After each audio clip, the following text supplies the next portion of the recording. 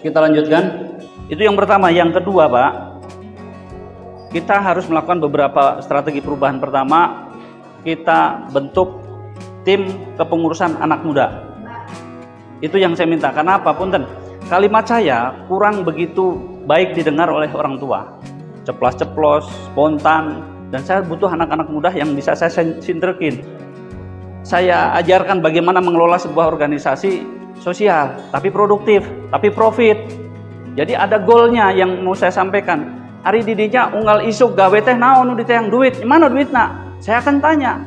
Kalau program ini mana nanam singkong, mana hasilnya? Kita evaluasi. Itu tugas saya. Dan saya sudah silaturahmi ke mereka-mereka. Jadi saya sudah punya gambaran siapa orang-orang ini yang akan siap saya siksa untuk mengelola Gapoktan.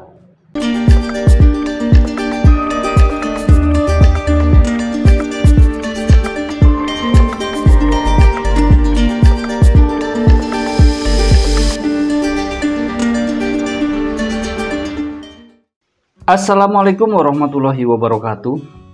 Kali ini ada alpukat R4. Ini belum matang dan ini sudah matang. Bijinya kecil, penampilannya biasa saja. Hanya ada yang istimewa di R4 ini adalah rasanya. R4 ini adalah alpukat dari Pak Rifai, pengembang dari alpukat R1.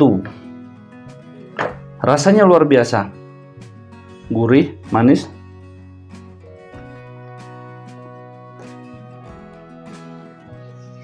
lembut sekali. Untuk rasa nggak bisa diragukan. Saya diberikan amanat oleh sahabat saya, Bapak Muhammad Haris Nasution. Beliau adalah Kuwu atau kepala desa di Payung Agung, Kecamatan Panumbangan, Kabupaten Ciamis. Kami didaulat untuk mengajak teman-teman petani membentuk sebuah Gapoktan. Dan di video-video nanti akan kami sampaikan cerita ulasan tentang proses bagaimana kami melakukan komunikasi dengan masyarakat, sehingga di channel YouTube Petani Miliarder nanti akan ada di dalamnya tentang proses bagaimana kami membangun Gapoktan, menghidupkan pertanian di Payung Agung. Ketua Gapoktan yang akan menghitung sila kemampuan, lokasi, pertanggungjawaban pengurusan. Dari saya nanti bisa menilai, dan saya malah ikut surat pertanian, gitu ya. Terus jadi kesimpulan, air nama Anisban Osaka berguna dapat bicara usaha faedah desa teknologi tidak PAD.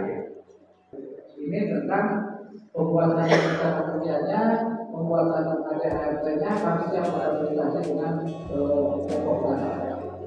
Itu mungkin adalah ini apa dari Pak. Nah, punten, boleh saya nyambung Pak Kuwu? Asa tegenah cicing saya diuk wae. Bapak Kepala BPP, Pak Kuwu, Bapak Kepala Dusun, dan Bapak-bapak, Ibu-ibu sekalian. Saya menerima tawaran Pak Kuwu kemudian untuk jadi staf ahli beliau untuk beresin dua persoalan, yaitu Gapoktan dan BUMDes. Gapoktan itu ada yang harus diberesin. Pertama apa? Manajemennya. Ada beberapa hal yang mendasar yang harus dirubah. Pertama, bikin tim manajemen. Kumaha yang ngebangun Desa Payung Agung. Ternyata yang harus kita benahi adalah pertama, sistem manajemennya. Kita harus punya tim yang satu frekuensi. Kapan besok ngumpul, hayo siap. Tidak tersinggung ketika kita musyawarah harus dengan handphone. Kalau dulu mungkin undangan ngambek. Ini pola-pola kita tinggalkan. Nah, akhirnya kenapa saya tidak menyasar ke kaum yang lebih dewasa? Karena cenderung orang dewasa punya. Bentar, kita stop dulu.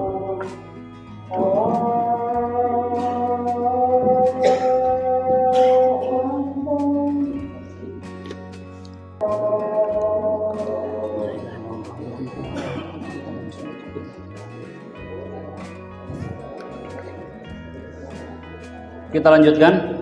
Itu yang pertama. Yang kedua, Pak, kita harus melakukan beberapa strategi perubahan. Pertama, kita bentuk tim kepengurusan anak muda. Itu yang saya minta. Karena apapun kalimat saya kurang begitu baik didengar oleh orang tua.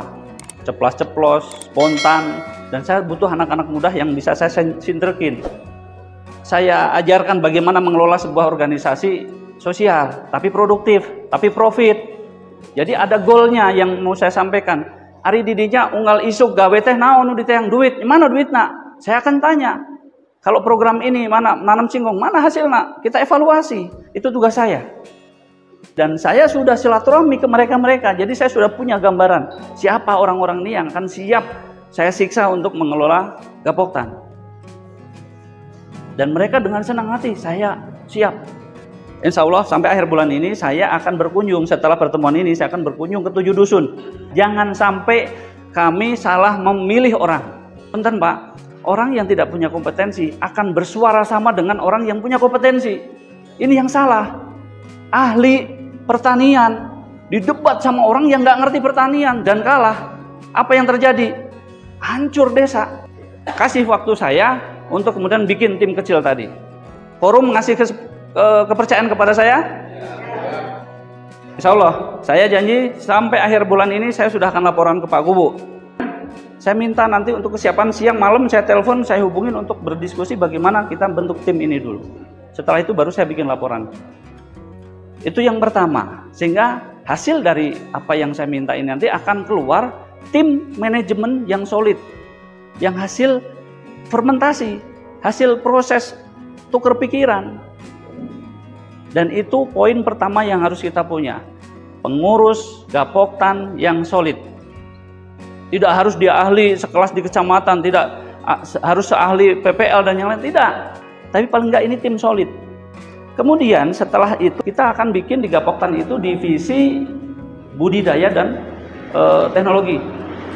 Ada satu orang yang nanti ketua timnya, dia membawahi tim, ada tim divisi ternakan, perikanan, dan yang lain-lain. Tapi dia satu tim, dia ngurusin masalah teknologi, bagaimana mengembangkan kambing yang sehat, kambing susu yang sehat.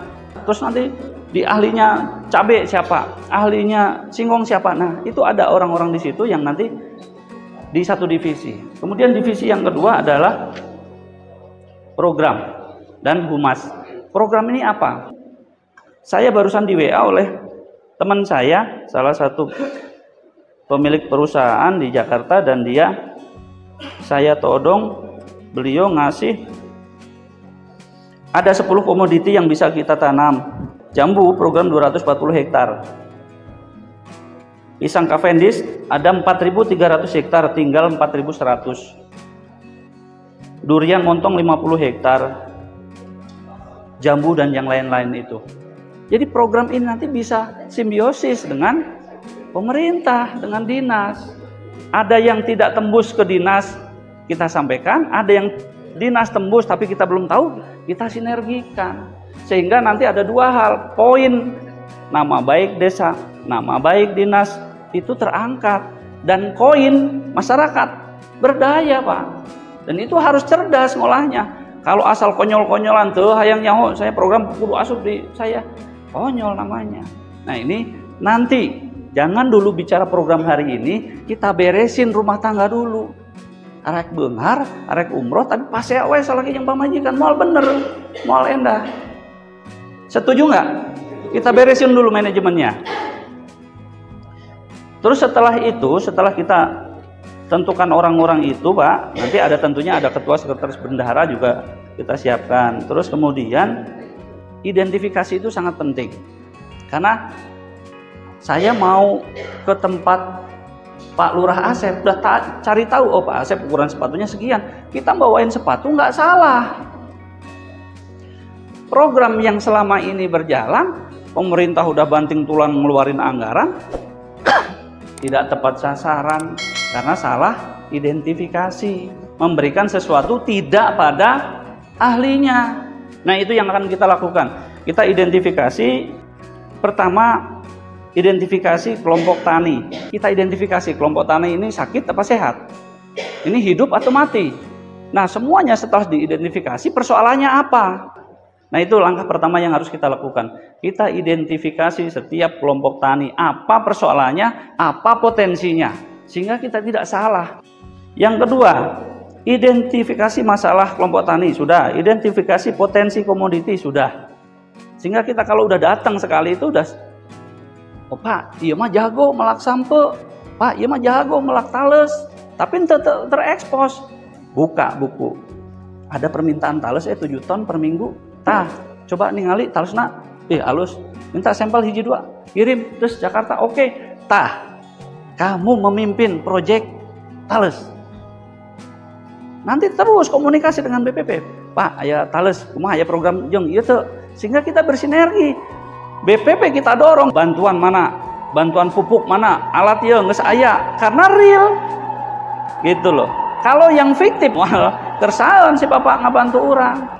Yang terakhir, kita identifikasi SDM. Tadi Pak, di Cimaja teh aya ahli naon sih? Kita harus tahu. Nah, itu kita harus data. Pas kita cek, saur tetangga ahli, si horeng nembe, ieu mah lain ahli. Coba ningali pelakana, rusuh ieu mah rusak, entong enggak masuk klasifikasi ahli ieu mah, geser deui. Wah, itu mah tani asal-asalan Pak, pas ditinggali geuning hasilnya bagus, digi pola pemupukannya bener. Ieu mah ahli. Padahal tetanggaan terang bahwa eta ahli. Nah, kita perlu identifikasi itu. Sehingga apapun potensi di Desa Payung Agung itu akan kita munculkan, minimal ada data. Kalau hari ini generasi kita itu bisa ngerubah eta, berarti ada generasi berikutnya. Tapi data sudah muncul. Potensi apa 7 dusun yang gini, apa potensinya. Itu langkah selanjutnya setelah terjadi pengurus, itu yang harus diselesaikan. Sehingga kita semua transparan tahu. Selanjutnya, ini tadi, setelah kita identifikasi, kita baru melangkah ke pembuatan program.